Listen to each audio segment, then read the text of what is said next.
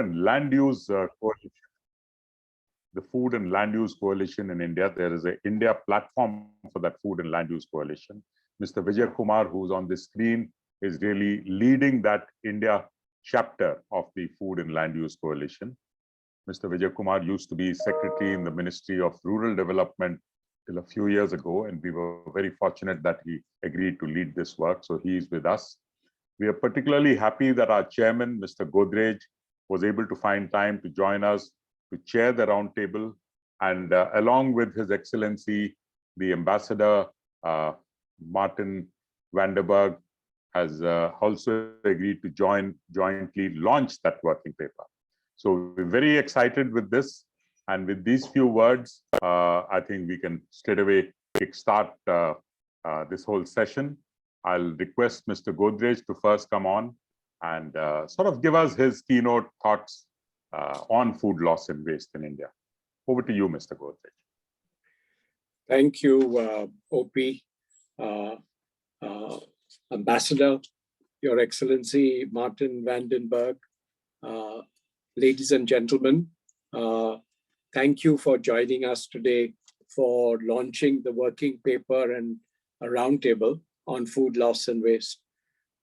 As we all know, the recently released IPCC report is quite unequivocal in its assessment that the climate crisis has been caused by human beings. And I think this is the first IPCC report where they have not minced any words on the exact causes. And they have been very forthright, not just in the causes, but also in what is already underway and likely to continue irrespective of any action. And that's a really worrying point. The food loss and waste is an opportunity to contribute to reductions in emissions. And globally, 8% of annual emissions are attributable to food loss and waste. So reducing food loss and waste not only improves the environmental performance, but also contributes to improving our social and economic landscape. So the economic losses due to food loss and waste amount to an estimated 950 billion per year worldwide. And it means more than 1 billion tons of food never get consumed. While we struggle for food and nutrition security for billions of people all over the world who don't have adequate access. Globally, it is estimated that 25 to 30% of food never gets consumed. It is especially significant for countries like India with multiple development imperatives, all equally demanding and with limited resources. India ranks a low 94th out of a total of 107 countries on the 2020 Global Hunger Index, and yet we have a significant amount of food lost or wasted. In such a situation, reducing food loss and waste could contribute to improving the food and nutrition security, as well as improving incomes of our farmers. Lockdowns due to the COVID pandemic, of course, have impacted our food supply chains in the short term, but several lessons and innovations emerged around improving efficiencies and integrating the food supply using digital platforms. The working paper, Food Loss and Waste in India, the knowns and the unknowns from WRI India could not have been better timed. The paper summarizes the state of play of food loss and waste research in India. It provides an important foundation to consider to start developing a roadmap for addressing food loss and waste. The paper highlights several gaps in research, in policy and practice, which limit our ability to plan targeted interventions and data-based strategies. And any action agenda that is developed needs to take this into consideration. The paper also highlights how food loss and waste reflects inefficiencies in our food systems, how we produce, store, transport, or consume food, lack of appropriate post-harvest infrastructure, fragmented food supply chains, information asymmetry, agricultural practices that are monocropping, and so on, thus necessitating engagement of multiple actors involved in food chains, and recommends building a multi-stakeholder action coalition that could foster collaboration and partnership, and prioritizing research and mobilizing action. There is a business case for reducing food loss and waste. Both are monetary and non-monetary. These include contributing to sustainability, food security, improved branding, etc. There is evidence of a high return on investment in food loss and waste reduction.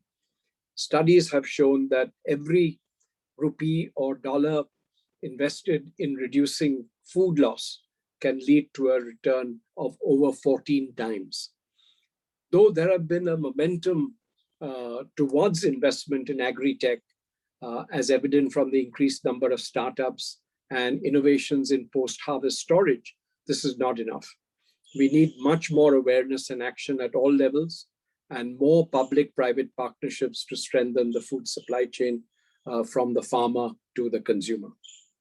In this context, the setting up of what is known as Friends of Champions 12.3 regional network in India will be an important step towards bringing together key people to set the agenda for research and action towards managing food loss and waste in our country. I hope that Friends of Champions 12.3 will foster collaboration and coordinated action to reduce food loss and waste in the near future.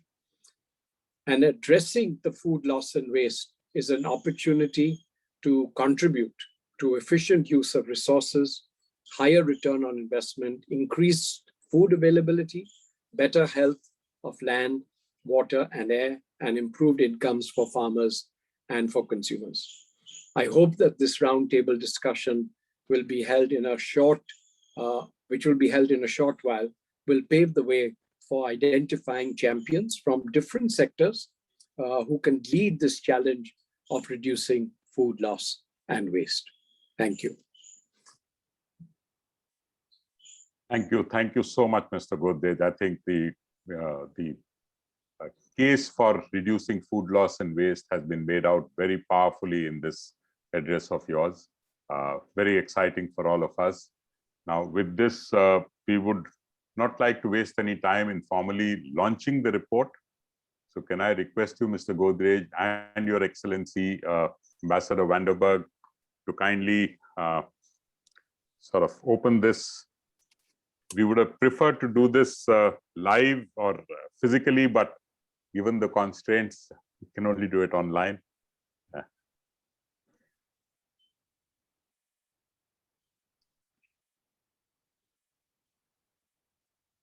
Thank you. Thank you very much. Thank you very much. Can I now invite my colleague, Monica, to make a brief presentation on what this report contains? Monica, over to you. Thank you. Thank you so much. Let me share my screen.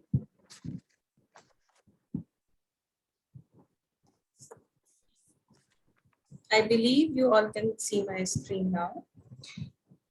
Very good evening, everyone. Very happy to be here with you all today to share the findings of the food loss and waste research that we have been doing. And I'm going to present this on behalf of my colleagues, Sushant, Subhya, Ruchika, and Jayhari. As we all know, we also heard from Mr. Godrej and OP that reducing food loss and waste is linked to multiple social, environment, and economic outcomes. It can enhance food and nutrition security, also strengthen livelihoods, and moreover, in the current time, support a green recovery in the wake of the COVID pandemic. And as already stated, there is a potential that we can reduce emissions if we can reduce food loss and waste in India. So with this larger context in mind, we wanted to understand the status of food loss and waste and its social, environment and economic impacts. So we tried to gather available data on the magnitude or the extent of food loss and waste in India, on what are the geographical hotspots or critical loss points of food loss and waste in India, what are the key drivers or the interventions already in practice, and finally, what are the gaps in research, policy and practice that need to be closed to manage food loss and waste in India. This research was based on literature review of around 106 publications. So when we went through a very systematic process of selecting the publications. In the next 3 slides, I will quickly share a snapshot of the kind of publications that we were able to review. So as you can see in figure 1, 87 out of 106 studies were published in the last decade. So it sort of reflects a growing emphasis on food loss and waste in India. And more publications were on food loss, that is post-harvest losses in India, than on food waste, as you can see from figure 2. And when it comes to commodity focus, cereals, fruits, and vegetables account for the largest share of publications. In fact, rice, wheat, and mango were the most studied or most reviewed commodities. But only a few studies use primary research methods of data collection, as you can see in figure 4. Now, from the analysis on the geographical focus, it appears that the studies are skewed around towards the south of India. As you can see, Andhra, Karnataka, and Tamil Nadu, more studies conducted in these states. We'll talk about now a bit more on post-harvest losses in India. So India is one of the few countries in the world to have conducted 2 rounds of comprehensive national level assessment of post-harvest losses. And these studies were led by ICAR. And in the table here, you can see first round was in 2005-07 and the second round was in 2013-14. And the average losses are in the range between 0.92 for milk and 15.88% for oilseeds in 2013-14. Some of these are much lower than the global estimates, as well as similar studies done by ICAR itself. But ICAR studies provide a vital benchmark for post-harvest measurement in the country.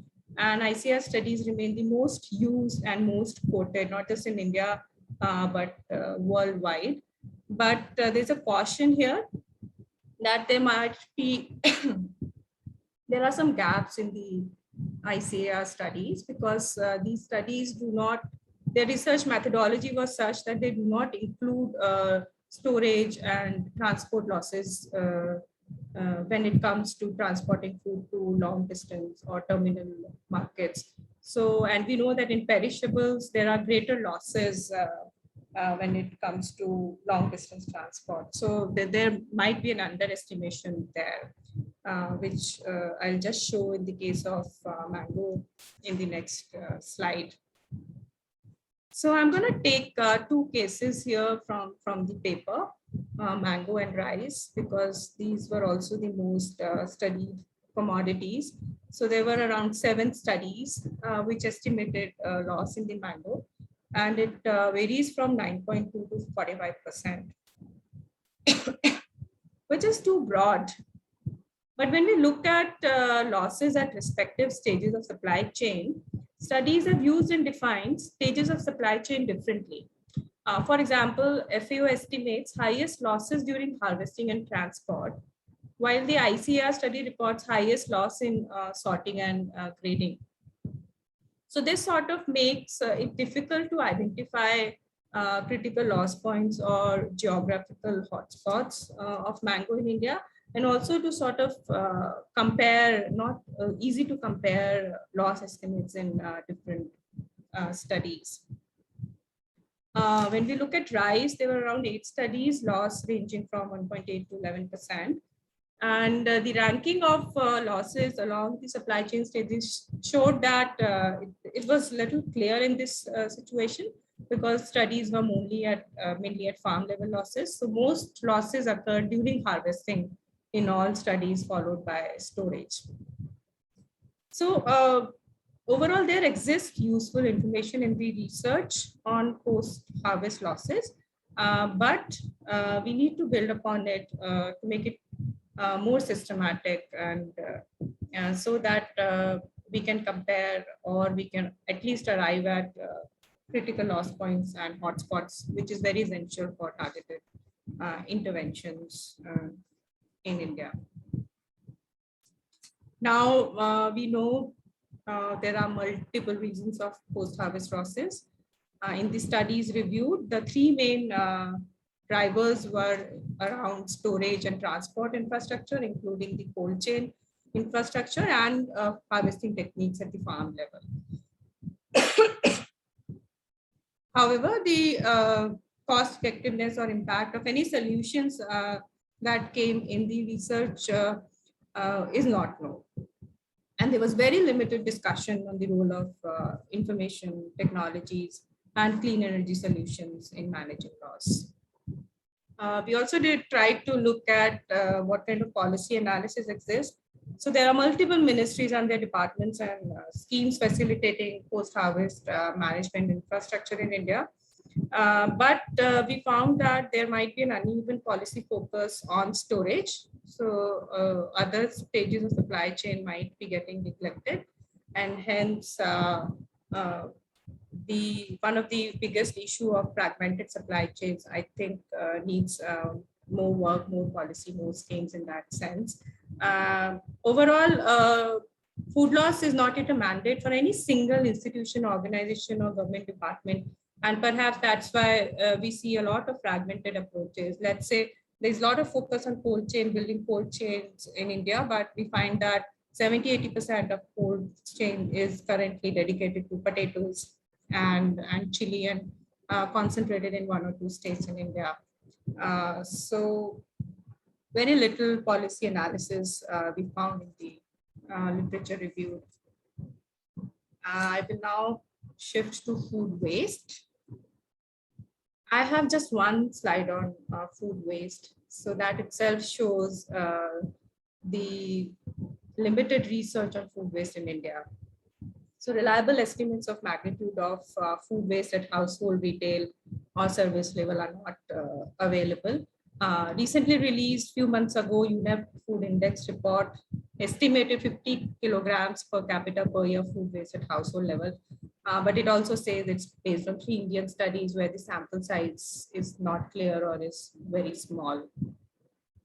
And when it comes to solutions, most studies focused on food banks or composting solutions. With reference to policy interventions, we found reference to Delhi government's draft policy on holding social functions, which was in response to Supreme Court's reaction on food waste in farmhouses in Delhi. But again, it's in a draft state since then. So overall, there's dearth of policy analysis, again, policy interventions in this space, and it leads us to asking if whether or not food waste is on agenda in India. Environmental impact. We all are, since the IPCC report came out, there have been a lot of discussions around it, and several people actually ask us if we know what is the contribution of food loss and waste to emissions in India. So we found 2 studies who tried to estimate this, but it was again based on the ICAR 2013 study on post-harvest losses. And they estimated that losses in rice and sugarcane resulted in the largest footprint, water, land, and carbon footprint. Again, social impact remains under-researched. There was a lack of research. We didn't find any studies, much studies focused on analysis by land handling patterns or gender. So overall, there is scarcity of research on how food loss and waste affects India's food and nutrition security or farmers' income. We all know there are linkages, but we don't have research that shows any relationship with social constructs or rural-urban dimensions. So going forward, one of the recommendations that we give in paper is to adopt a harmonized yardstick for measuring food loss and waste, like FLW standards or FLW protocol, which will help us in systematic measurement and reporting. And another opportunity is reporting on SDG 12.3, which can help us to build momentum on this issue at different levels. And of course, what is much needed is to raise awareness of the different dimensions of food loss and waste at all levels in India. And to be able to do any action towards reduction in food loss and waste, I think we need many multi-actor partnerships. And through these partnerships, we can come up with a joint research, policy, and action agenda on food loss and waste. And as we heard earlier, and we all know that today's roundtable is on Friends of Champions, and we really hope that by bringing together like-minded organizations today, we will be able to identify food loss and waste champions, and together we will be able to build on a collaborative research and action agenda, and also develop data-driven strategies and solutions for reductions in food loss and waste in India. I think with this, I'm at the end of my presentation. So special thanks to all our technical working group members. Some of them are present here today. They really guided us and their timely inputs helped improve this study. And special thanks to all our reviewers. This was reviewed by a lot of people. There was a lot of interest in this working paper, and that really helped again improving the outcomes of this working paper. And of course, support from McPhee. So I think I'll pause here. Thanks very much, Monica. If you can unshare your screen, then we can see everyone.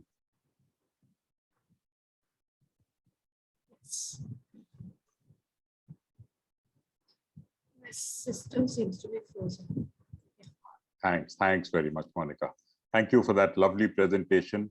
I think the clear message is that there's a lot to be done, but before we get down to doing anything, we have to figure out the unknowns a lot more. There's a lot that we still don't know enough about.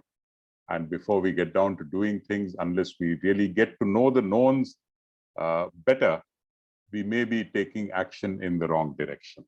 So that's the importance of the studies that we need to really strengthen. But given the urgency, this research also needs to happen quickly. It can't be a slow pace of research. There's a much more that we need to do and do it fast. So thanks very much, Monica. That was an excellent presentation. May I now invite His Excellency Ambassador Martin van der Berg to kindly give us his reflections, and more so, what is the Dutch Embassy's thinking on this? What are they planning to do on this? But basically his thoughts. Your Excellency. Thank you so much, OP, and thank you so much for inviting us for this, I think, extremely relevant topic. And I think the launch of this paper is very timely and very important. And I think all the indicators just mentioned make the problem very clear. Also the urgency of the problem. I was in a privileged situation because I had the report already, so I could read it before its presentation. And I think it's very timely, but and it's exactly what you say about the knowns and unknowns. And I think the unknowns are very important to be effective in policy interventions. At the same time, time is not on our side, so we have to act as well. So I think there's always a little bit of a dilemma. Do we act because we have to act, but still we have to find out on dilemma. So I think also a research agenda is very, very important. Some key questions to be discussed today, I think, are very relevant. I think I fully agree that it's important to have a business case also in reducing food loss, that you have the right incentives in a market, that there is a business case. Talking about research, I think the role of data is very important in getting understanding of the real problem and where to do your interventions. I think it's very important to get evidence on reducing food loss and waste. If I get the story about the profitability of reducing food loss and waste, you would say, well, that will happen automatically because you make a huge profit, but it's not that simple. It's not that clear. I think, as was said earlier also, I think in the report, addressing the losses in the supply chain is very important. And of course, how to bring food loss and waste in the agendas of the public and private institutions. And me being part of the public institution, very happy to work on this. I think we all agree that addressing the food loss and waste cannot be done by one party. It should really be a joint effort. So I think it's very important that the Champions 12.3 is really a coalition of so many parties, whether from the public side, the private side, the technical institutions, the farmer group, civil society. They're all very relevant, I think, to address this really huge of a problem. We at the Embassy, the Netherlands as a country, very much recognize these ambitions, and we're very much looking forward to work together. And we're looking forward to discuss how we also can contribute from a country. If you look to the agenda between the Netherlands and India, and I think it was very recently also confirmed in a virtual call between Honorable Prime Minister Modi and Prime Minister Rutte from the Netherlands, the SDGs is really the core of our relationship. Together, the Netherlands and India work on SDGs. So I think this SDG is also very key in our bilateral relationship. We are very much focusing on creating environmental and social impact within our collaboration, whether it's with the private sector, the technology institutions. And that's, I think it's also important to create business cases so that we will see private investment coming in to address this huge challenge. I think we all, as also mentioned earlier, we all have seen the report of the IPCC on the climate change. Another warning, another red dot on humanity of this climate report, extremely relevant. You could get cynical if you read it, or depressed if you read it, but I think that's not an option. We really have to work together, and I think there is still a moment of time, but there is still a narrow window of opportunity to keep the devastation from getting worse and to address those climate challenges. I think, as also was said earlier, so many estimates and academic studies suggest a huge loss of food, not only in India, but worldwide. When I hear the indicators today, it's almost shocking what you can see. Also, as you said, OP, on water, the scarcity of water is used for food, and then we waste food. So it's also a waste of the scarce water. So it's really important to address this. And I think food loss and waste is very much a focus area in the Indo-Dutch cooperation.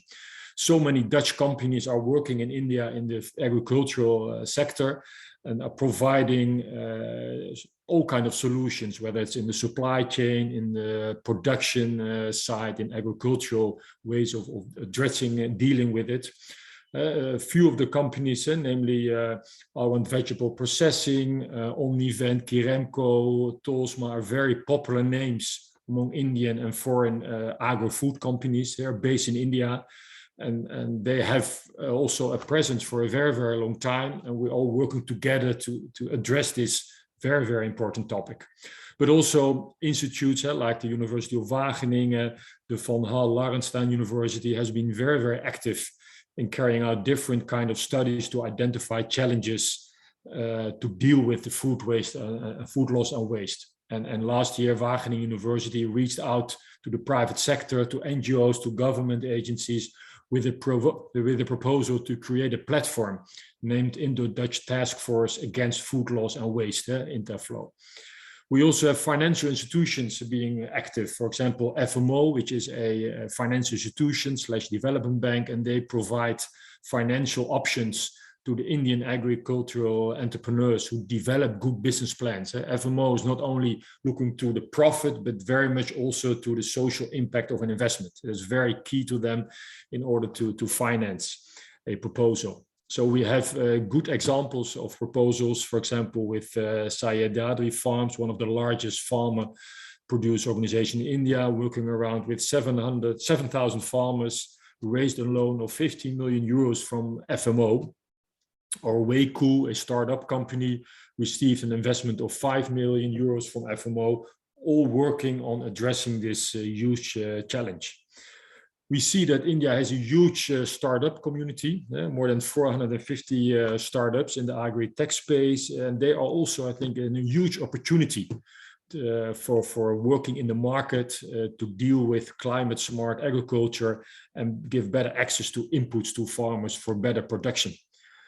So we do have good examples of startup companies like AgNext or Intello Labs. They're all working on developing applications for digitizing the quality assessment of fresh fruits and vegetables. Or EcoZen Solutions, a startup, is developing solar-powered potable cold storage that can be placed in farmers' fields. So there are a lot of opportunities, and we see a lot of startup companies also working on it.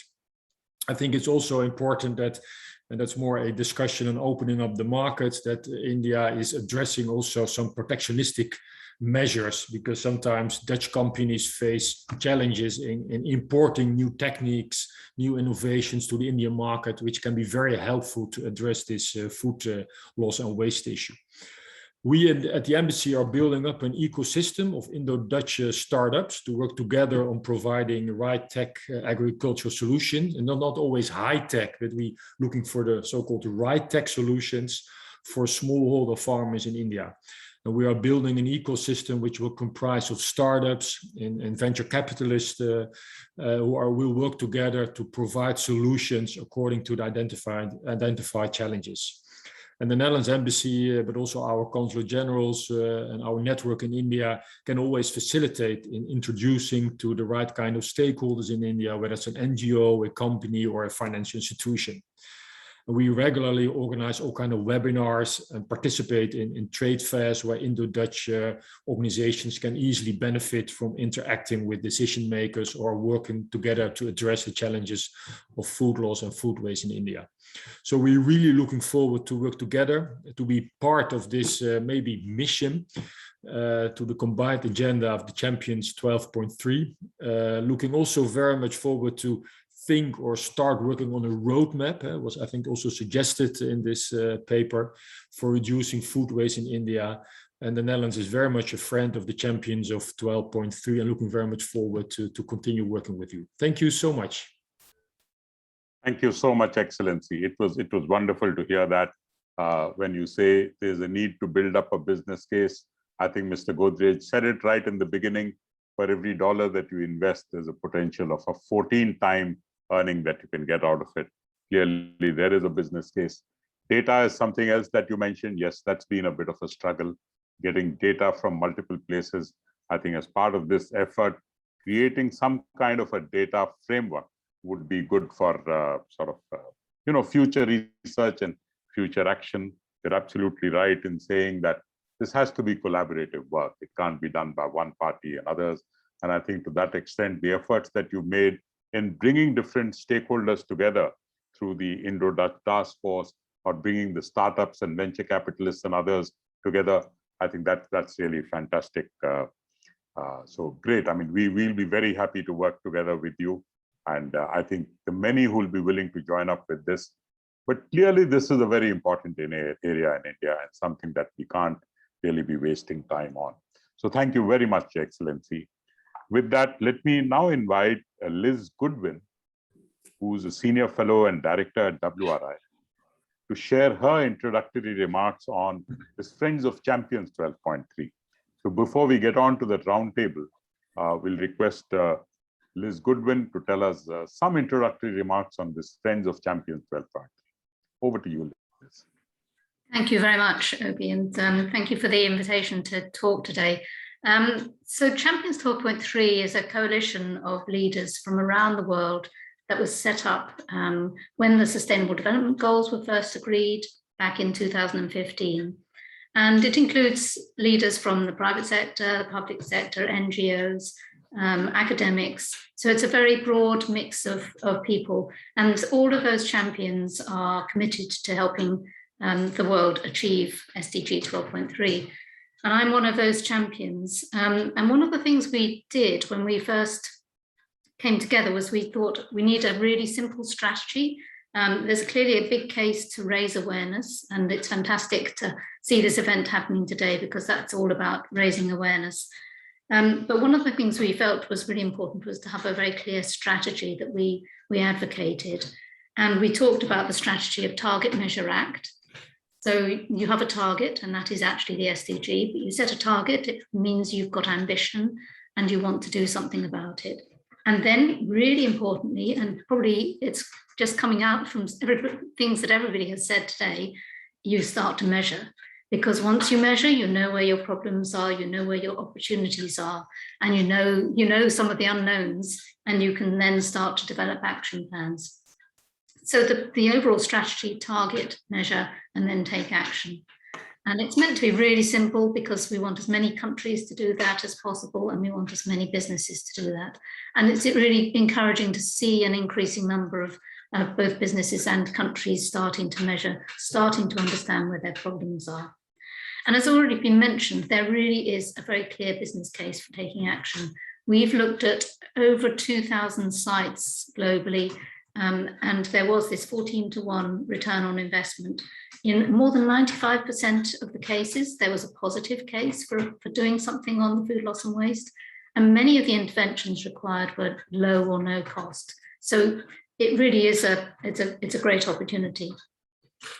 So what's the Friends of Champions network? So this is a global network. One of the things I realized fairly early on is that you can't just have a small group of people who are going to be, Champions 12.3 and make it happen. What you actually need to do is to develop a global movement, and you need to really build momentum. And the way to do that is to have something like Friends of Champions. It's an opportunity for organizations who are trying to move and try to improve and trying to reduce food loss and waste to actually come together. They can share experiences, you can learn from each other. So if you've got questions about the business case, others you're talking to may be able to help answer those questions. If you've got questions about measurement, how to measure, what to measure, somebody else in your network might be able to help. So it's an opportunity to share experiences, learn from others, and to be part of a really growing global movement, and to build that momentum that's going to mean that we can achieve halving of food loss and waste by 2030. And you as a group in India would be showing leadership, and you would get the whole issue much more onto the agenda. And as Monica said in her presentation, you have to wonder whether it's sufficiently on the agenda at the moment.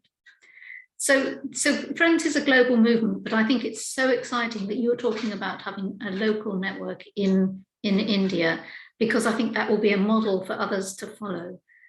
It will allow you to develop a roadmap for India.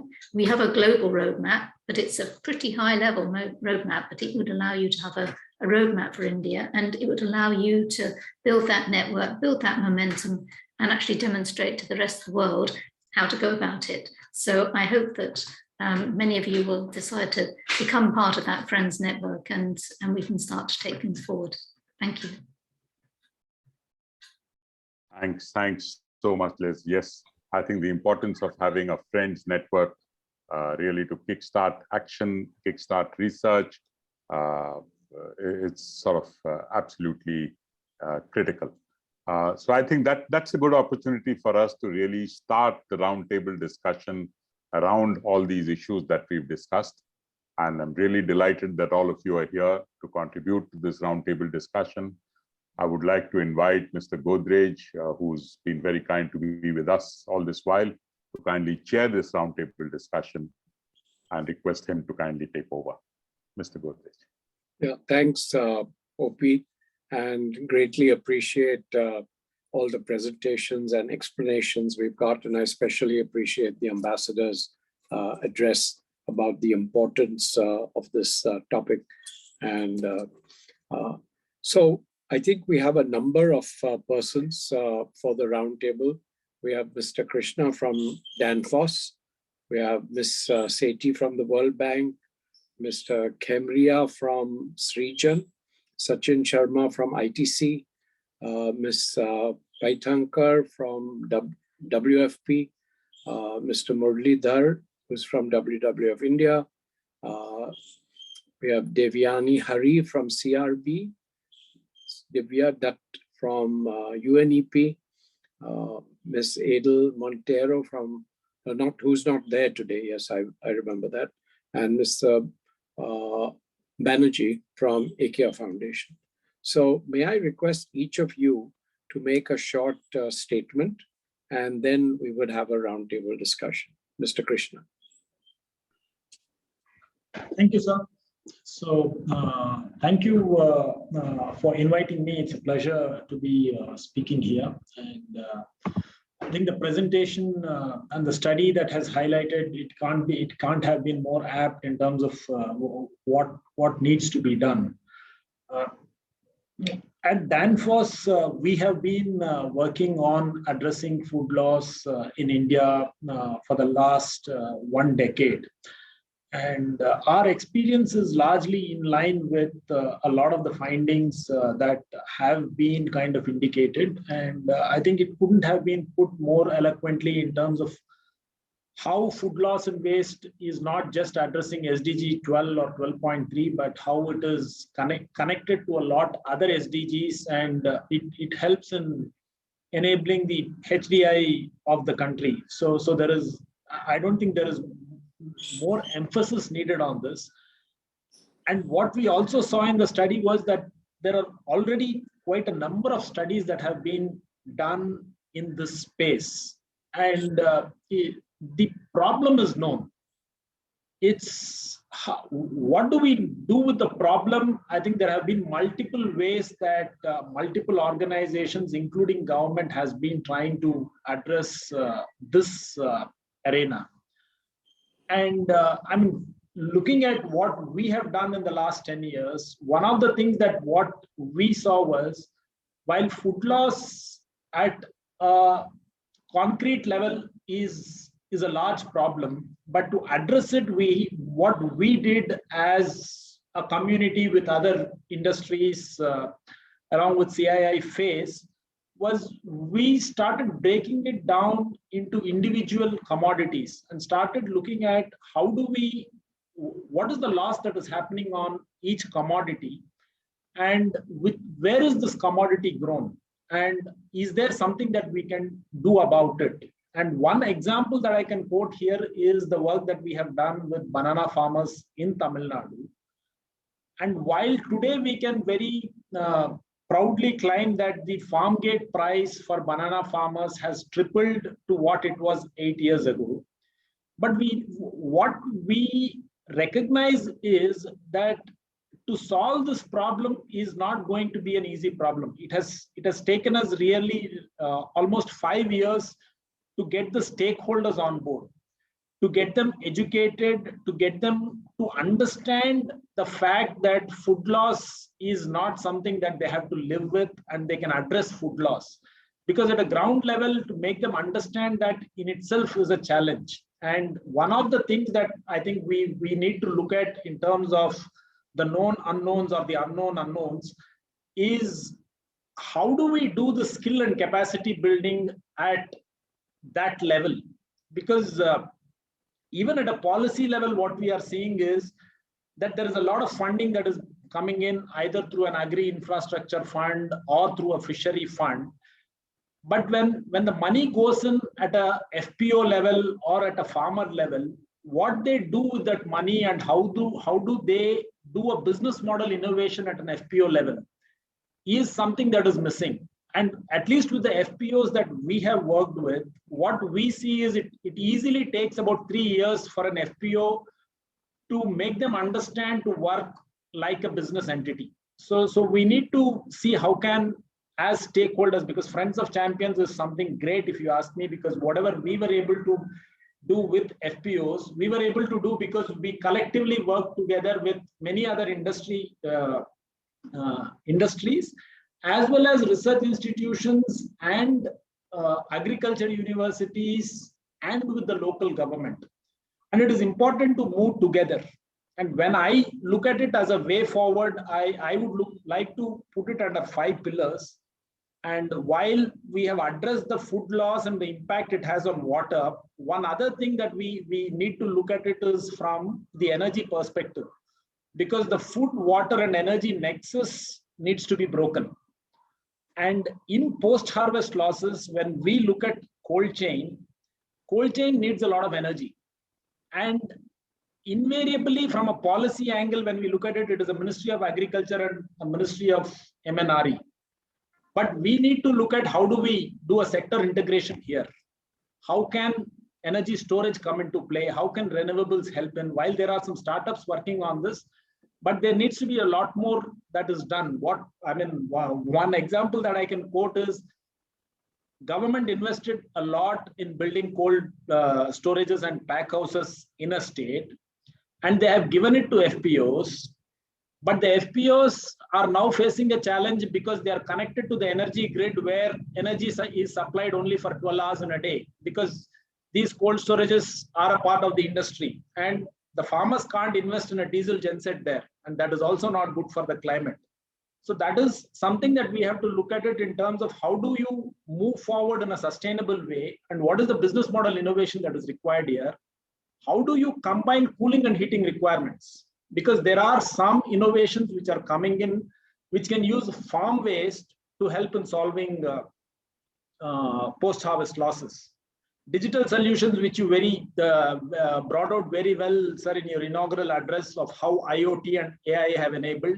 We need to see more of that in the agriculture space. Skill and capacity building is something that I highlighted, but that I believe is the most important pillar that we need to look at. From a policy directive, I believe while there is a lot that is there on the building side, on the commercial building side, like an ECBC code and energy efficiency guidelines, but I don't think we have something similar on a pack houses or on a cold storage side. We need to look at that angle as well, because that will help in reducing the overall energy footprint.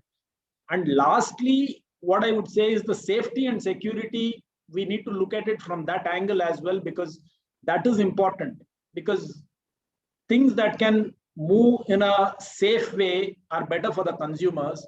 And if we can enable the right kind of an infrastructure to be brought into place, both the consumer and the farmer benefit through this chain. So I would say that these are my initial comments to what I have seen so far. Okay, thank you. May I now request Dr. Sethi? Thank you, Mr. Godrej. Good evening, good day to all. What a pleasure to be here, and what fantastic interventions that we're hearing. This topic is so relevant. Mr. Godrej, you laid out very clearly what are the imperatives for India to address losses and waste in terms of its overall development goals, etc. But what I want to say today is that there is almost a moral imperative for India to address food losses and waste if the world needs to meet its global goals, including climate change. And let me lay it out very succinctly why I say that. Very soon, India is going to be the largest consumer of food globally. It means 25% more food is needed for business as usual domestic production without imports. As Dr. Agarwal and others have said, it is very hard to really expand domestic production. Already we are using 61% of land and 90% of fresh water. And the current system is also contributing 22% of global greenhouse gas emissions. So already India is the 15th largest importer of food. It is going to become one of the largest importers of food. And if India doesn't solve its losses and waste, at the same time that we have rising hunger, rising poverty, it then is going to be very difficult for the world to achieve, whether we are talking about the SDGs, or we are talking about climate, or we are talking about a better debt and fiscal sustainability models globally. And more importantly, the largest number of poor right now, agriculture is the largest employer largest employer, and has the largest number of poor. So whatever solutions are in the food sector also have to help the poor, have to help the sort of manage the inequities. And our latest piece of work that we've done at the World Bank, Global Problem, Local Solutions, the case of food losses and waste, has defined a model, an economic model, without getting into details and boring everybody to death, but really very, very clear implications in terms of addressing losses and waste and how it helps the countries meet its other policy agenda, whether it's farmers' incomes, whether it's food and nutrition security, whether it's better trade balances, whether it's the climate footprint or environmental costs. And and of course, you know, it would be very naive of us to think that losses and waste is going to be the silver bullet. No, there are absolute policy trade-offs. And therefore, what is very important for India, and maybe the next step in this journey that WRI has taken, is to really unbundle the rather than just an India-wide story, the agenda needs to be broken very much by state and by commodity. And in a second, I can give you some examples of what we've been able to quickly do, looking at 3 commodities in 3 states. Just once again, very quickly on broad statistics, as of today, in India's food losses and waste means that India is using 25% of arable lands for food that's produced and lost or wasted. This is emitting, just the losses and waste is about 9% of global greenhouse gas emissions. So incredibly important if India wants to achieve its NDCs and really have the food sector drive it. And it's about 6% of GDP. That is not trivial. And if one wants to put a dollar amount to this, it's $14 billion a year that's lost in terms of the addressing losses and waste. So there, I mean, talking about business case, there is no reason why this should not be really harnessed at all fronts, through the public sector, the private sector, and of course on the consumer side. And finally, if we need to worry about the nutrition security, it's the perishable that I think Monica raised, is what the losses are high. FAO numbers actually are very different from the numbers that Monica had put on the table. Their estimates on fruits and vegetables as of 2020 is about 70% on an average for India. It's clearly there is a big case. What we did very quickly is we looked at mangoes in Andhra, we looked at wheat in Karnataka and wheat in Punjab. And what's very, and of course, with the idea that if there is 50% cut across the value chain, so 6 stages of the value, both from farm, fork, and landfill. So, and taking into account what happens outside the house, which is the hospitality sector, as well as within the house, within the houses. And it's absolutely clear that addressing losses and waste is going to, of course, have a big impact on climate. It's going to have a big impact on imports. It's going to have a big impact on environmental costs. But there could be an issue with farmers' incomes in some cases, just because if one reduces losses, it has a price impact. But then there is one of the world's most effective enhanced social protection programs that India has. So one can really think of using other instruments, including income support, to be targeting for nutrition and having a very different eligibility criterion.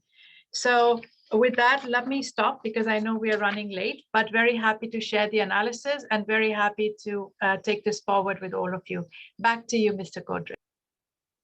Thank you, Dr. Sethi. I think the figure of 70% loss seems to be incredibly high. Okay, let's move on then to Mr. Kemaria. Yeah, so I will not take much of time. So our experience is very positive. We work on cold chain development, and particularly with tribal women, which His Excellency talked about, SHG members. We form SHG into common interest group. I mean, those SHGs, those members who are working on a common, either they are gathering a common produce or they are producing a common product. So first we organize them into them, then we provide them low affordable technology at their doorstep. It's a cluster level processing model. And we go for solar based cold storage. So with support from Celco Foundation, we established around 4 ton capacity of cold storage, which can run without electricity, and where lots of requirements are also met. And lots of effort also goes into capacity building of these women gatherers and members of the FPO. After that, we provide them a sustainable market with talking to different vendors like ice cream, custard apple pulp is very much in demand in ice cream industry. So what is all Dinsha, these big players? The care we take that Srijan does not come in the way. The clients are the SHG members. Once they recognize that these are our clients, then the final buyers, they talk to them about the quality, they talk to them about the packaging. So everything dependent on them. The lessons which we have learned about these cold chain development. Number one, trust the community wisdom. If you provide them business opportunity, if you provide them enabling environment, then they are the one who take this forward. Say for example, we work on very seasonal product. Custard apple is very seasonal. I mean, hardly it lasts around 2 months. But these women, they have so much wisdom, so they have so much business acumen. They think about, okay, around the year, what can we do? So they are going for tamarind, they are going for chiroji, they are going for Bengal kino or kamarkas, a gum which is very much in vogue and very much in demand also, which comes from a forest flame, a palash tree. They are also going for, though green peas require individual quick freezing, but they are going for also green peas which can be sold in the nearby market with a shelf life around 7 to 10 days. So these are some emerging solutions and a good story. But challenges are there. I mean, my topic is also about to talk about the challenges. Number one challenge is about we have inadequate forward and backward linkages between producers and growers. Number one. Number two, majority of Indians still prefer fresh food. That's another challenge, the market demand. Number three, the challenge which we face about high incidence of tax duty on these FPOs. So they're not able to cope up with these kind of duties. Number four challenge we deal about the lack of dedicated transport system for perishable items. And the fifth one, to deal with the FSI and other regulatory agency. So these are the challenges we're facing. But there is a way. I mean, there is a hope with cold chains, with solar-based cold chain, low technology, affordable technology at their doorstep, at the farm gate.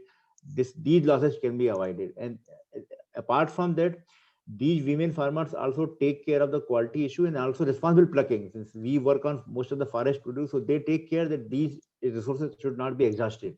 So they go for plantation also, responsible plucking also. So these are our lessons. Thank you very much. Thank you. That was very interesting and very useful. I think focusing on, especially on tribal women is a great way to move ahead.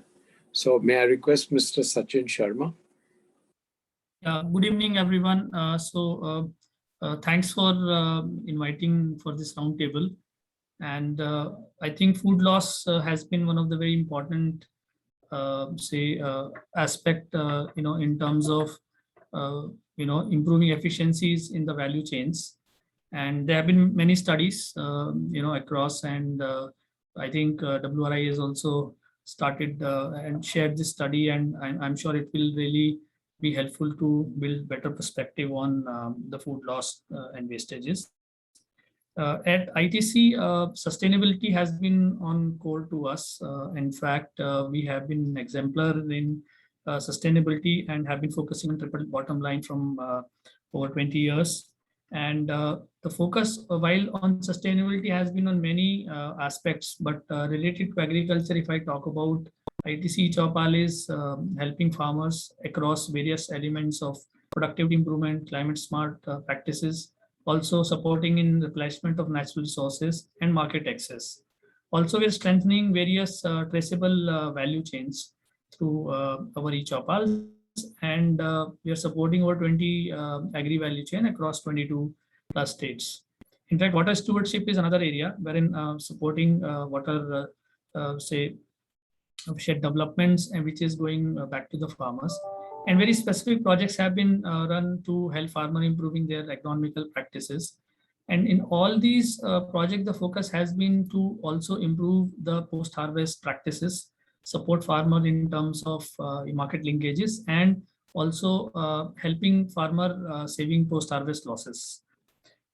Beyond this, there have been other interventions, which is in the areas of preservation, and that's where the food processing, interventions come in.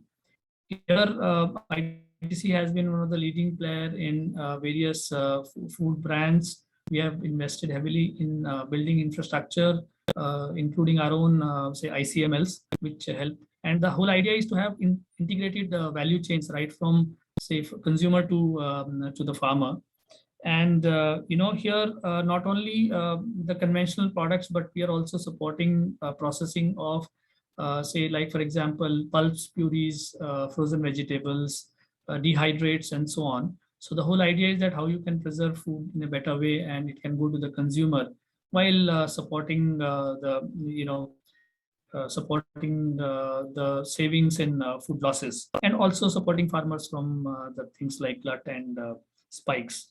And last element is on the consumer awareness. So that's where I think our projects on solid waste management, which helps, which we are running at a large scale across various cities, help in terms of building that awareness and also supporting the households to have a right segregation of various waste. And this waste can then further go for, say, useful aspects like maybe biogas development and so on. So I think these are the work which we are doing, and we are doing at a large scale. For example, our Chopal supports 4 million farmers across multiple states, or we are doing projects with Niti Aayog which support over 2.5 million farmers in terms of training in backward districts and so on across different crops. Going forward, I think this is the right time wherein various stakeholders, can partner along with government. So government is also focusing, like for example, the Agriculture Infrastructure Fund, which talks a lot about building the right post-harvest infrastructure in villages at the last mile, supporting both in say grains as well as fruits and vegetables and other value chains.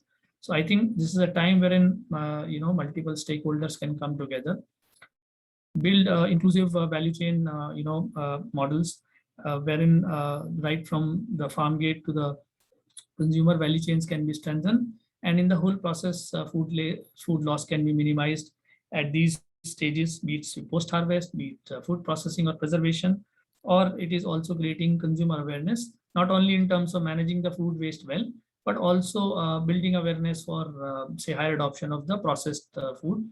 So these would be certain strategies, I think, which can help building significant change. And our experiments, and our work at scale really has, been able to support some of these areas.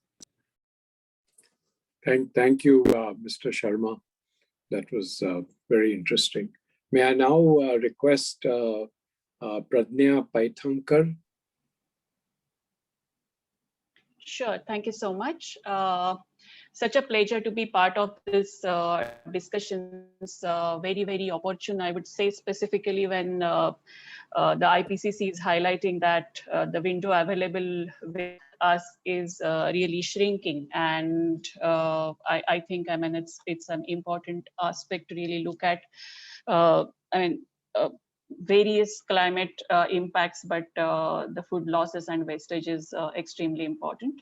What I'll do is I'll just highlight a few paradoxes. When we talk about India specifically, I always feel that if you see this year's production, it's like, I think, the highest so far, more than 300 million metric ton. And we also see the SOFI report, which also highlights the number of undernourished as well is increasing. The second paradox, if we talk about, is as was highlighted by, I think, Dr. Geeta Sethi, the agriculture is the highest employer. I mean, the proportion of population which actually is employed by agriculture is highest. But if you see the contribution of agriculture in the overall economy, it's reducing, and now it's about just 17%. The third paradox, I would say, is again, I mean, we have huge issues of undernutrition and hunger, but despite that, there is a very high proportion of food wastage. And I won't like to really repeat again the statistics there, but these are some of the paradoxes which we are dealing with, and which is a very peculiar situation. Also, I'll just want to highlight our food and nutrition report card. Not just for India, I will like to really also say that this is for Asia Pacific. So if we talk about the diets, we know that around 3 billion people across the world cannot afford healthy diet.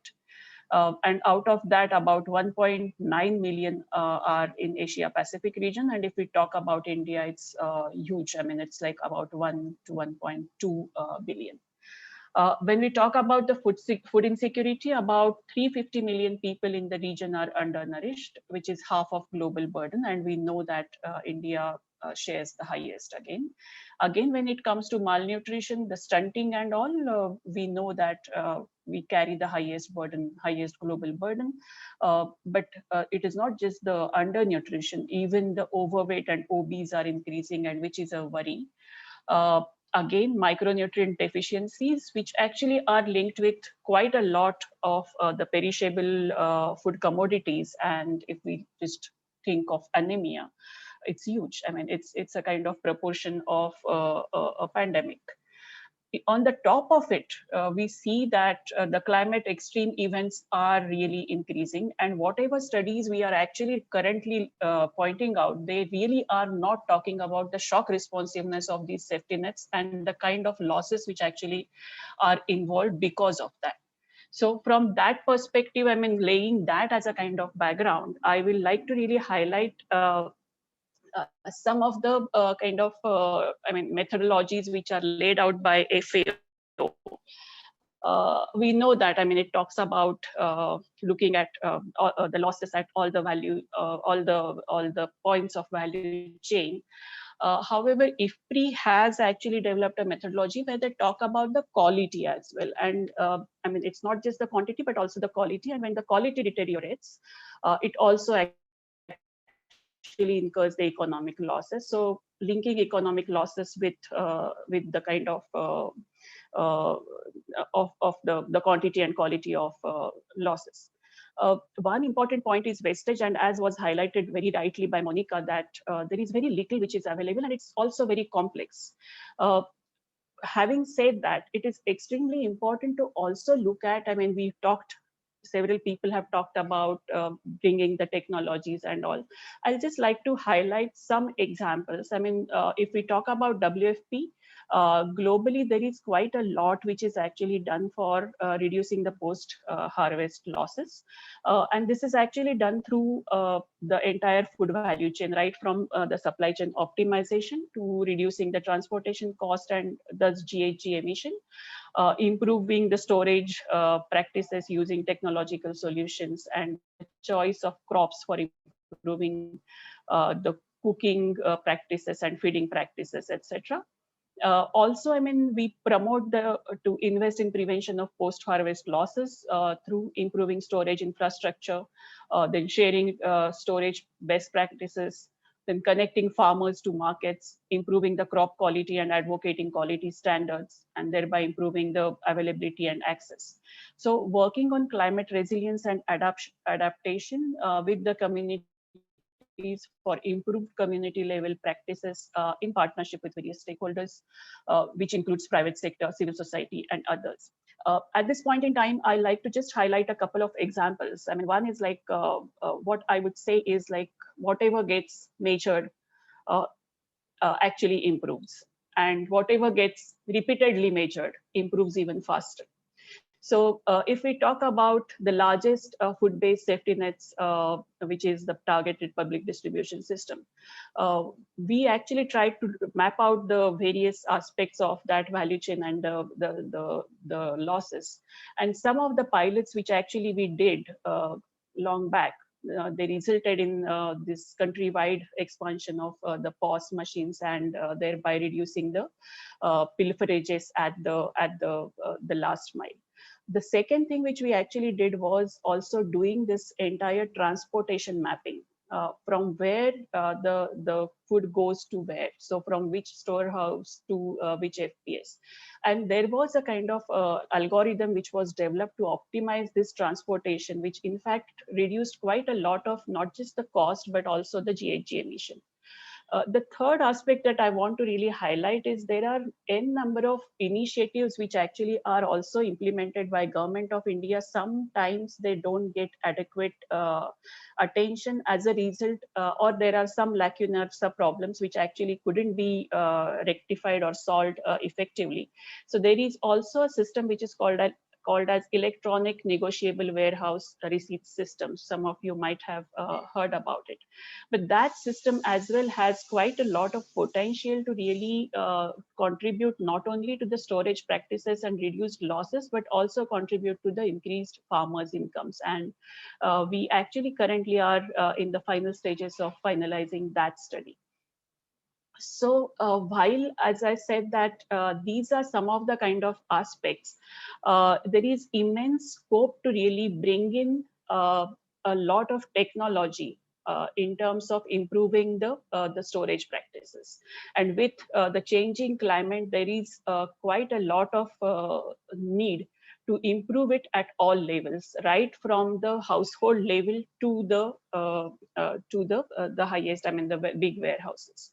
So from that perspective, even there is a need to work at the household and community level for improving the storage practices because of the changing climate patterns.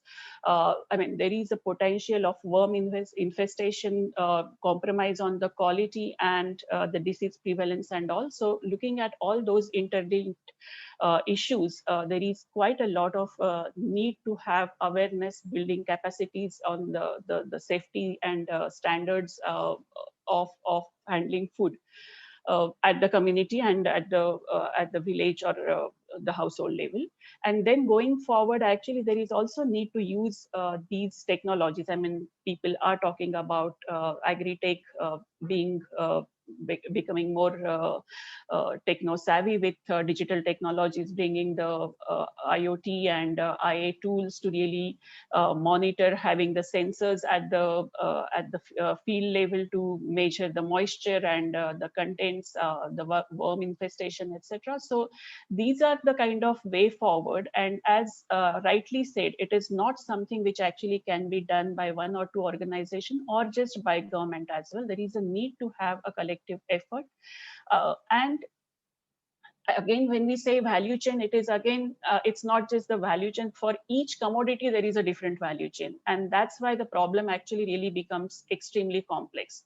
And each value chain for the commodity, for example, if we talk about millets, the entire processing and the need for investment in processing and the drudgery involved is quite distinct than some other cereals. So from that perspective, it is extremely important to look at how we can invest in the farm gate level processing, how we can actually invest in the storage practices, the transportation practices.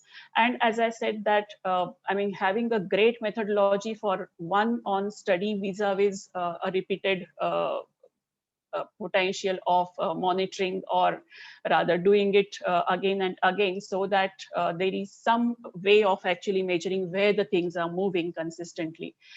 So those are the kind of things which I would like to place on the table, and like to stop here. Thank you so much.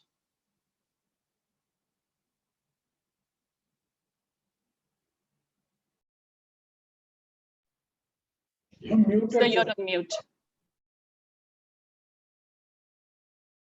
You were on mute, Mr. Godrej. Oh, thank you. And Mr. Muralidhar.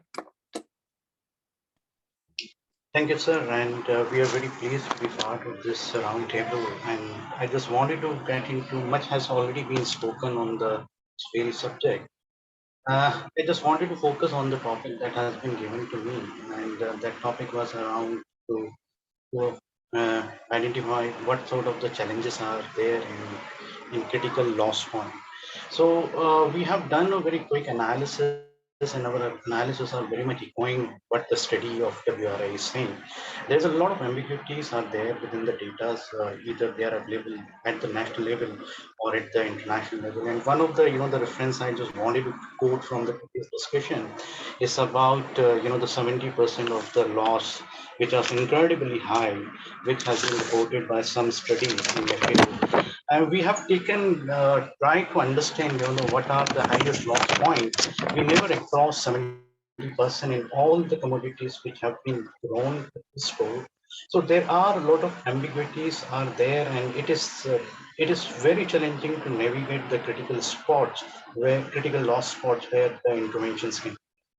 So here are the couple of solutions from our side. As you already mentioned, we are living in the digital age, and we can exploit the opportunity of the digital landscape and create a real-time inventory how the food is being grown, traded from one place to another, because there are many ambiguity even within the trade, the way the food is being traded in India, because sometimes the food never comes out from the district, it's being consumed within the district, and sometimes food comes out from the one district and goes to the far away from Nasik to Delhi. So there are a lot of ambiguity, and those can be corrected by creating a the digital landscape in order to understand how the food is being lost and what sort of the challenges are there.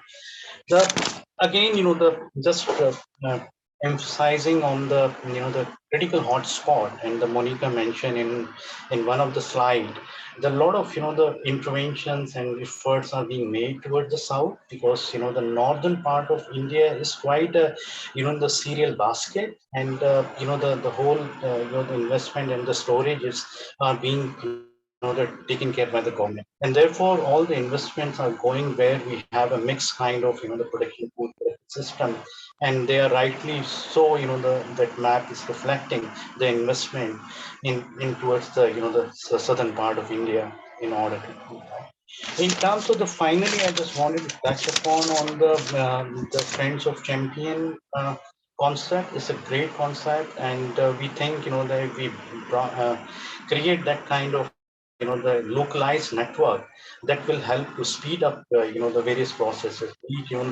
There are a lot of innovations are available within this group.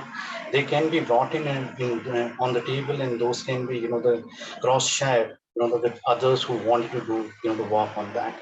The another is that also brings some sort of it also would help us to address the ambiguity of the studies, because there are many studies are being done. They are being different kind of methodologies are being adopted while they're doing those studies. So those kind of ambiguity can be addressed if we create a the Friends of Champion network, and then we would be having a rightful data, and the investment and the policies can be targeted towards that. So I'm done, and thanks for inviting us again. I'm stopping here. Thank you. Thank you. May I request Ms. Devyani Hari to address us? Good evening, everyone. Thank you for this opportunity. It is a pleasure to be here. And I think a lot of the points are covered. I will just quickly reiterate them. When we look from Center for Responsible Businesses perspective, we are a think tank. And this is an issue very close to our heart, because we realized early on in the conversations that there is really no policy or a concentrated focus on this aspect. So just quickly to reiterate some of the issues that we fully support is, the focus of a comprehensive policy, that while it may be different, somebody needs to own it. And I think, can we also consider, like the policy actors perhaps showing the way, that can we look at some critical points like food parks, like we look at mandis, can we look at agro-processing centers on setting a food loss target management strategy, because that is a clear signal. So one, a policy sends a very clear signal that this is a serious issue for consideration, and actual interventions from the government side in their own operations, I think, would send a very, very positive message. The commodity approach, the value chain approach, the capacity building, all points absolutely agreed on. And I think I would like to reiterate the one on the local knowledge and the expertise, and something that we've been trying to do. I think it's also important to understand that there are solutions at various scales. There are large scale solutions, more resource intensive, investment intensive. There can be much simpler solutions also. Like, we are trying to put a dossier of good practices together. And what it is trying to do is that how can a large scale supplier work with a large number of farmers to look at capacity building and reducing post harvest losses. At the same time, how can we look at a support organization that is looking to create rural enterprises that look at basic processing services at the farm gate level. So they are not involved in the actual agriculture production. They are doing a value addition, adding to livelihoods, and also reducing food loss at the same time. So I think approaches like this, it's important to catalog, it's important to capture, it's important to see from India's perspective that what works, what is happening on the ground.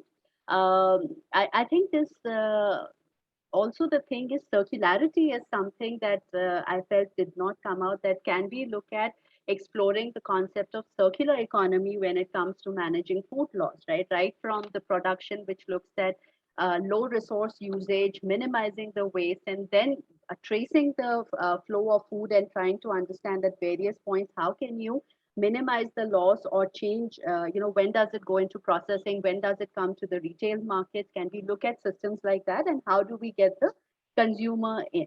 And can we leverage on the private sector commitment? Because we do have a lot of brands which make global commitments on managing food loss.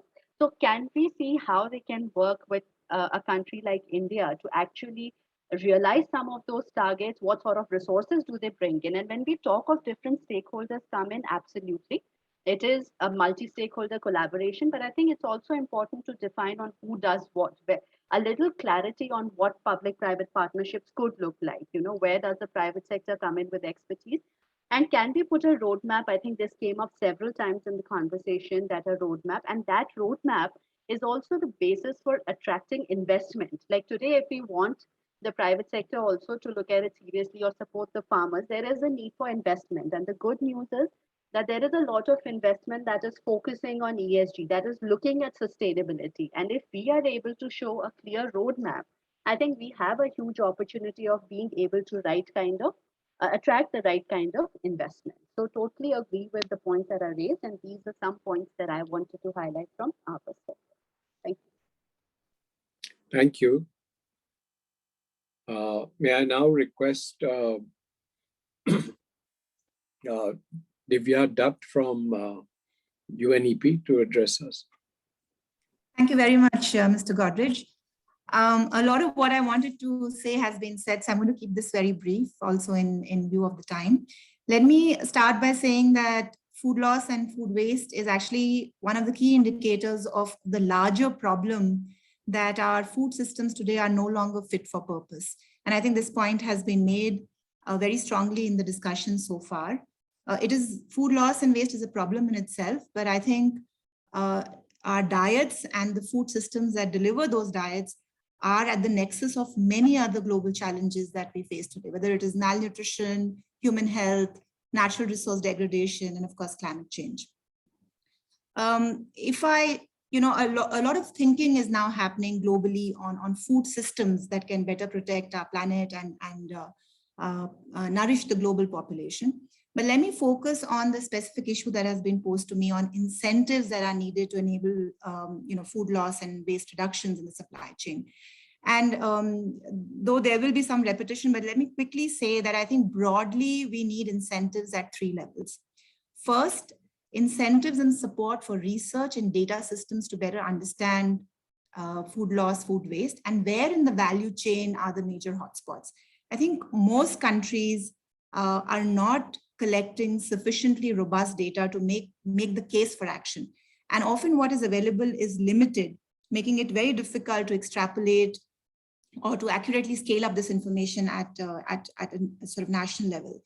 So for instance, data in the retail and food services sector is much more limited than say for households, even though household itself is limited. But if you go to sort of food services, then data is even more limited. We understand very little about how much food is being wasted in restaurants and hotels and so on and so forth.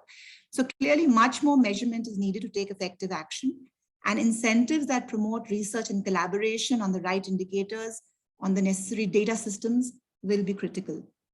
The second area where incentives are required, and much has been said on this, is on ensuring that supply chains are better aligned to the objective of reducing food loss. And these incentives provide a business case for doing so.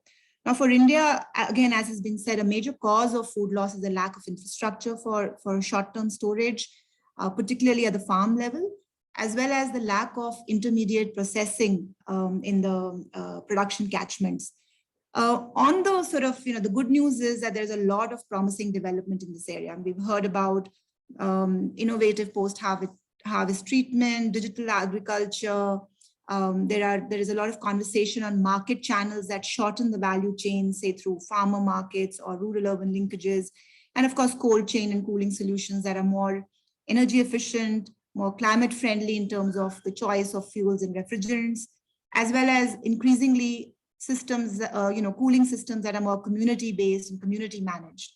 UNEP has been working on some of these integrated cold chain solutions in India. I'm not going to speak about that, but I just want to say that the right incentives can help in customizing such innovations in technologies to local context. And I think from an Indian perspective, it'll also be important to include some discussion on the whole issue of crop residue waste in this conversation as well. Finally, I think incentives at the consumption level, from retail food services to households, to monitor and reduce food waste will be required. So this would, for instance, include examining incentives that retail staff have to prevent food loss. Are there incentives linked to stocking, or are there incentives linked to losses? Are important things that at some point we'll have to get into. Or the role of pricing policy, or information disclosure, information availability on products, or the kinds of nudges that can encourage consumers to value and make the most of food at home. The incentives available for, say, food redistribution mechanisms such as food banks. So I think at the level of the consumer, incentives on such issues will be required as we move forward. Let me also say that a coordinated network like Friends of Champion can help draw attention and provide momentum to all of these issues. So it's a very welcome initiative. This is a priority issue for UNEP, and we are very happy to join hands with WRI on this. I will also mention here that some of these issues will be the subject of the UN Food Summit that is coming up in September. And I take this opportunity to invite you all to participate in the summit. So thank you very much, and back to you, Mr. Godrej. Thank you very much. So now may I invite Mr. Adel Montero? No, she's not here, right? Yeah, okay. So Biswarup Banerjee from IKEA. Yeah, thank you. Thank you very much, Mr. Godrej, for allowing me to speak on this very important topic. I think for a grant-making organization like us, IKEA Foundation, I think this kind of opportunities really provides a lot of education for us to see areas which are of priority to invest and also to promote in the sector. We have been, in fact, working with a couple of issues in the agriculture sector. One of the issues started off with decarbonization of agriculture sector as a whole. So, and the starting point was also to look into value of cold chains and smallholder farmers and how that can really help smallholder farmers to access better market as well as income gains. And as we moved into that particular topic and we realized that food waste is a big issue and it's a very, very complex issue. And as we for us, I think I'll summarize our broad learnings as we potential in three key areas. Of course, highlight the role of the private sector, right, and in solving this, and the food loss issue, the role of equitable finance in solving this, and most importantly, the financial inclusion and the partnership. Just to highlight few of the points, one is, of course, you have already told about the vibrant AgTech ecosystem that really exists in the Indian market, right? And this band of AgTech enterprises are growing with day. And the good news is there's a bullish sentiment on the part of investors also to invest in a lot of interesting AgTech solutions. And in 2019 itself, 42 AgTech enterprises received around USD 410 billion as investment, right? But one of the issues, of course, is to look into equitable distribution of investment across different AgTech companies, because these are very small to very large size companies, and most of the large size companies normally get the deal, right? So if you look into the data, like 80% of the equity investment in 2020 was attracted by 10 large companies. So, and while there was a kind of, we also see an increasing trend of local financial institutions like NBFCs and local banks also increasing the stake in and increasing their investment in the AgTech companies. But what we feel at this point in time, the local banks or NBFCs, they have the liquidity. They don't have the liquidity problem as such, but what we see is there is a limited risk appetite. So one of the ways probably we are realizing that we as a philanthropy can play an important role is to de-risk many of their investments. So a couple of, say, in few days, we'll get to there will be a launch of a USD 55 million guarantee that we have worked very closely with Rabo Foundation and USDFC with 3 local lending institutions, where food loss solution is one of the key highlights of the facility.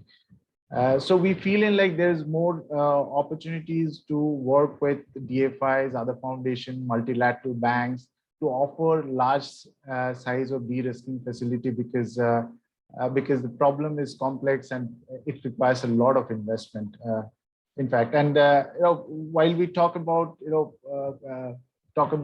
reaching out, working with other foundations, it naturally takes into account the importance of partnership in this entire journey. Like what you are trying to correctly highlight, that we really need a good set of partnership among different stakeholders to really go cracking on this problem, right? So, and I think one thing that I'll highlight very importantly is people have been talking about supply chain efficiencies, integration of AI and everything.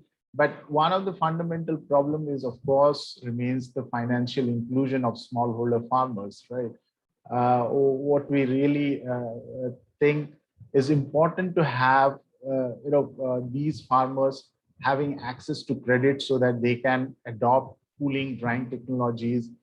That still remains a kind of a bottleneck, right? And there are new age fintech companies and solution providers who are trying to bring down the transaction cost and create credit profile. And digitization of farmers is very, very crucial for more credit outflow and more adoption of technology. And here is a segment that offers really enormous potential to work. And this really connects to our larger, larger agenda of food loss prevention and taking the solutions, technological solutions, the market-based solutions more closer to the farm gate and the farmer community.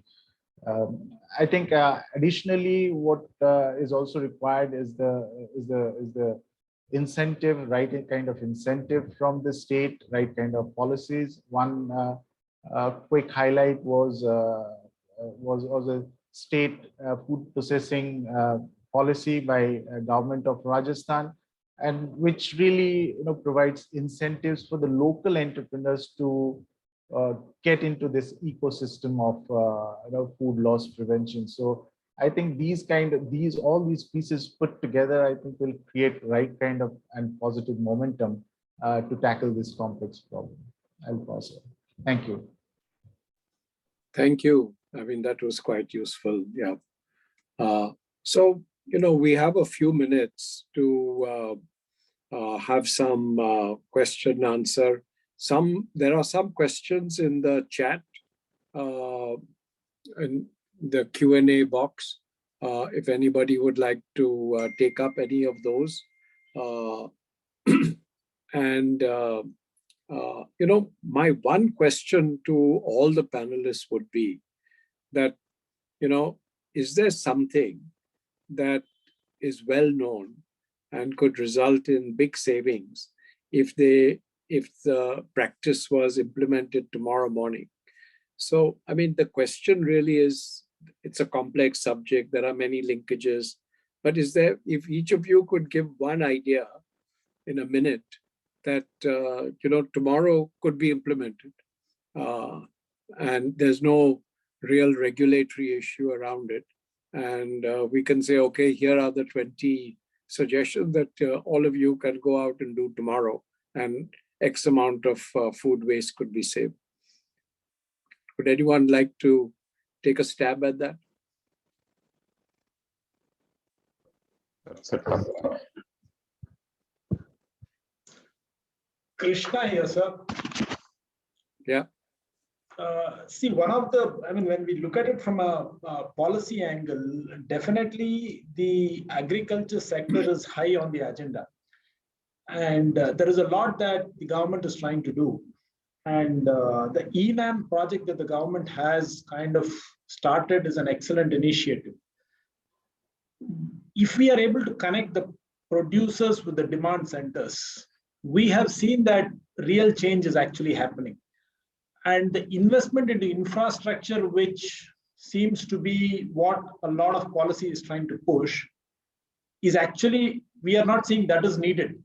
If the producers and the demand centers are connected, there is a clear business case that people are seeing, and they are investing on their own and doing it. So to me, that is actually something that we have to look at in terms of a game changer, because there is a lot of demand within India that needs to be met. We need not look at export of our fruits and vegetables. Fruits grown in the south are very much required in the north and west. What is grown in the north is required. So if we can address that demand and supply kind of a thing, a lot of things will be solved. Okay, but can you tell me what is the barrier to that? I can tell you two examples, sir, of what has happened. I mean, one example is the kinu fruit, which is grown in Himachal Pradesh, which the farmers were actually throwing out because there was more than the demand that they were producing there. What was done was, through the work with industry, we showed that there is demand for a similar kind of fruit like orange in Bangalore and Chennai. So about 2 farmers were shown that there is a demand, and a reefer truck was enabled for them to say that, okay, we will take one of your things and show you there is a demand there. So a fruit which was being thrown on the road today is being sold at about 80-90 rupees in the market. Now, how to connect this demand and think, ENAM is probably a good idea because that will connect it, but the infrastructure that is required for ENAM will have to come automatically. We are seeing that as something that can actually resolve a lot of the challenges that are there. Yeah. Okay. Anybody else want to weigh in? I won't say that it is an easy solution, but I think there is a need to really invest on the farm gate level processing and the capacities, and actually converting the produce into the value added products, which actually can be marketed. So it has multiple benefits. I mean, it will reduce the losses, but at the same time, would actually generate quite a lot of employment and income for the marginal people. So. I mean, of course, it's not like tomorrow it can be implemented, but I think worth an investment, I would say. Over. Yeah. Okay. Hi, this is Devyani. I think at the retail level, because we've heard a lot that not enough is measured, but if we probably come up along with an incentive, more than an incentive, if we have a clear regulation that no food waste, or you have to report on the amount of food that is getting wasted as a starting point, right? Because at the moment, there's no clarity on that how much food on a daily basis is left or wasted. I think the minute that number is available, and if there is a strict action, associated with it, then I think solutions will also come up on either reducing that waste or handling it in an appropriate manner. So I think that is there. And the other thing, though it's not on a large scale, but I think within a large consumption centers, even at company levels, and we see this in canteens also for the corporate sector, clear policies on clear measurement on how much food is getting wasted on a daily basis, working with the behavior of employees, etc., to reduce that consumption, because we have come across that even in one of our case studies, that a company realized that a lot of food was getting wasted in their canteen. Right now, if you look at it from a value chain approach, it's really out of their production, etc. But they took a conscious decision and said, okay, this is a sustainability issue that our operations are causing. And they went about a lot of advocacy with their own employees, putting up posters, measuring, and, sort of them signing a pledge that today I did not waste food. I think schools increasingly are also now coming to a model where children eat together, right? Can there be something that they measure? And I know they have posters in my son's school saying that do not waste food, take as much as you want, look at smaller plate sizes, so that you don't put too much food on your plate. So I think there are various methods. We've looked at a lot of the value chain approach, which I think are more long-term, much needed interventions, but at the retail level, and because you are addressing behavior, it is a constant conversation, right? And a constant change in the way you look at things. And maybe one thing that just came to mind, that when we were looking at the retail level, now when I go to a local mandi, I can actually buy the quantity I want. But if I order through the apps, sometimes I don't have much say on how much quantity I want. They come in, like I have to take 2 packets of 500 grams each if I want 600 grams. Right, so those kind of issues, if we can look at, because that flexibility, can I buy how much I want? So in a local buyer, local market, actually I have that flexibility. But sometimes through my e-commerce platforms, I don't have that flexibility, and I end up buying more than what I actually need. So just okay, good, thank you.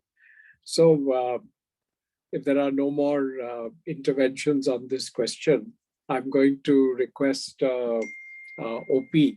I think we have a point here, which is call to action, Friends of Champions 12.3 Network in India.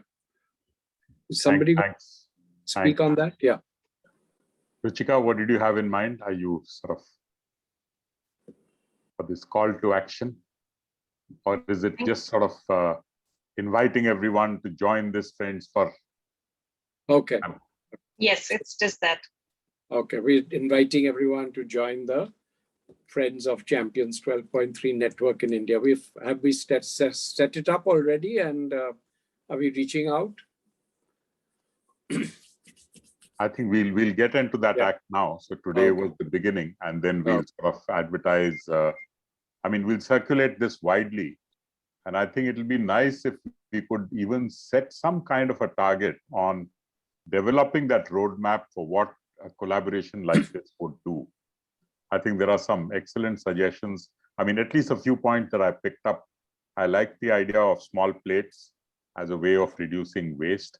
And my own experience from my district days long ago was that the lack of local processing facilities, largely because electricity supply was unreliable, was a reason for which many of these small district level processing plants had shut down because you didn't have enough electricity. But today with solar and the possibility of having more reliable electricity, decentralized electricity with solar and battery combinations, this is something that can get revived. And I think some early processing can help reduce or improve shelf life of an intermediate product, and perhaps reduce the loss component of it. But thank you, OP. Will you now introduce Vijay Kumar and request him to speak? So this is the request to Mr. Vijay Kumar. As I had said earlier, Mr. Vijay Kumar was the Secretary, Ministry of Rural Development. He's also chairing the FOLU India platform. So request to Mr. Vijay Kumar to give a vote of thanks and share his thoughts. Thank you, OP. Thank you, Mr. Godrej. And thank you all for a wonderful discussion. At the outset, of course, the authors of the report need to be congratulated. But so also the panelists who have contributed immensely and added further value to the report by bringing out, assets which may have not adequately yet figured in the report, or which may point to a way forward. Thanks also, of course, to OP, first of all, as the CEO of WRI India for lending support to the initiative. And of course, I'm confident that this is only the start of WRI's and FOLU's interest in this significant area related to food and agriculture. Thanks to Mr. Godrej for chairing the session and for his overall interest, and Ambassador, His Excellency Ambassador Mr. Berg, Liz, and all other participants, and Monica for making the presentation. I think it was a wonderful presentation which brought out very succinctly the key findings of the report. Now, it's of course, I think the participants, delved into so many issues that, it needs time to chew over to actually put into place the various elements and see what the larger picture is. So, but I can perhaps start the process by picking up some elements which I thought were particularly relevant. But before I do that, I will give you just a small analogy which may illustrate what the issue, how the issue can be picturized. Though I've been mostly in rural development, in my state, I've dealt with industry. And somewhere in the 70s and 80s, transmission and distribution, what is called T&D losses in the power sector were very large. Even now they're fairly large, but they're enormous in those days. And to reduce the transmission distribution losses, they started measuring it. And as a result of the measurement, whenever there was an improvement, there was a unit called a negawatt, not a megawatt, a negawatt. A negawatt is the power that is saved as a result of an improvement or a reform. So it seemed to me, as I heard the various panelists, that you really need the equivalent of a negawatt of power in terms of the food loss and waste that can be saved through a reform measure. And I really would welcome some kind of a catchword that neatly encapsulates it and then enables a metric to measure it. And progressively we see how much progress, how much improvement we make. So I leave that thought with you. But coming now to the main issues which maybe need attention, I think first and foremost is data.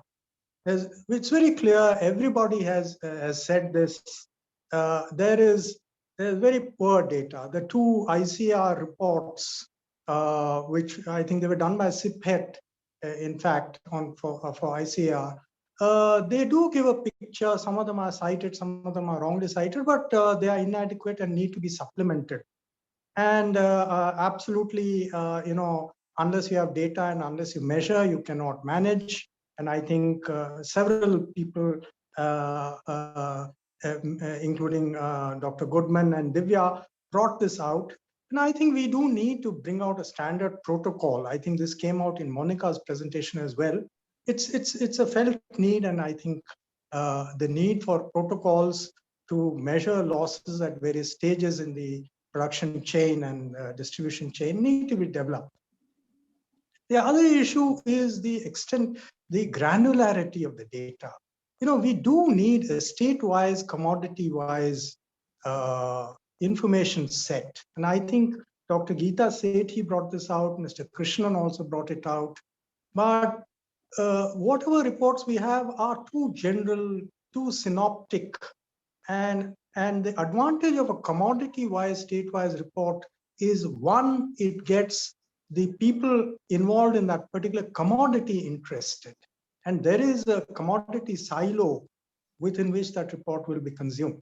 The other, the states. I find it's astonishing that this food loss and waste issue is, the conversations are predominantly happening at the national level.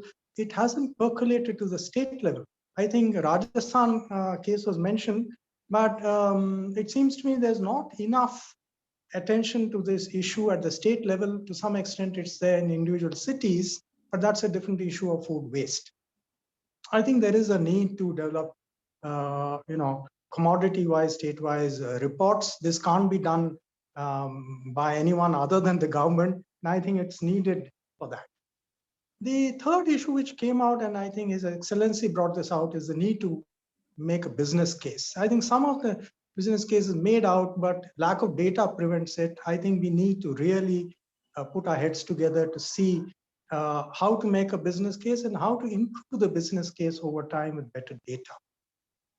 The other issue which often does not figure is the need for involvement of the stakeholders, particularly the local community and the farmer producer organizations. I think many of the speakers brought this out.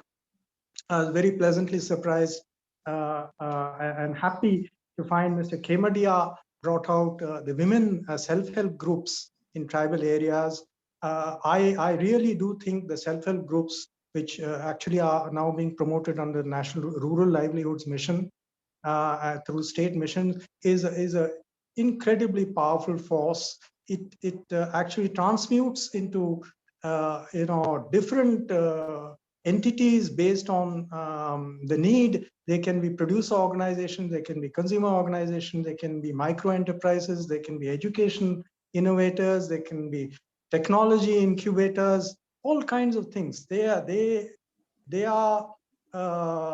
incredible potential, and I think and they are women, and they are household, they are cooking, people who cook, and somebody brought out the need for cooking and eating habits to be changed, and I think the self-help groups are actually the best entry point for that. No other entry point possibly exists for innovations at that level. And of course, not only farmer producer organization, the other thing that Biswarup brought out is the need to include small farmers. India is predominantly a land of small and marginal farmers. Individual farmers have very poor leverage. They need to organize them, they need to educate them, they need to skill them. I think several people brought out the need for skill and entrepreneurship development of the farmers and the value adders. I think that's an incredibly important point, as is the use of technology. I was also very happy to find to hear about bringing in the issue of circularity into this. Agriculture is eminently amenable to application of circularity principles. What comes out of the land goes back to the land. How we do it, how efficiently we manage energy, water, land, and other resources in order to produce what we need without producing waste and degrading the resources is an incredibly important issue that needs to be addressed. So circularity is very much, I think, a fundamental framework within which we should be looking at food loss and waste. And consumption behavior. I think I mentioned it in the context of self-help groups, but it seemed to me, I think it was Pradanya who mentioned about cooking and eating habits. I don't know whether I actually heard it right, but it's actually incredibly important.